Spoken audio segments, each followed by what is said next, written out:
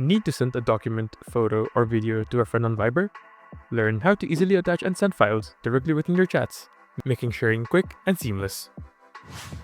Viber allows you to send almost any type of file, including documents, images, and videos.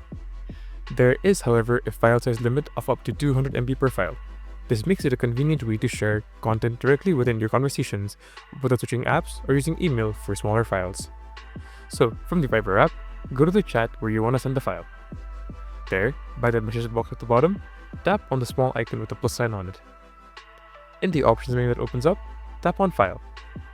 This might be a little different depending on which device you're using, but for Androids, you should see a screen that looks something like this. There, scroll through and tap on the file or multiple files you want to send. And just like that, you can send a file over. At any point, if you want to cancel the file upload, tap on the cross mark next to the file name. Other people will not know that you have sent or canceled the file unless it has been uploaded. But anyways, that's it. If you found this video helpful, be sure to go on and hit the like and subscribe buttons. That's a small action from you that helps make a big difference for us. And as always, feel free to comment your experience down below. See you soon. Bye bye.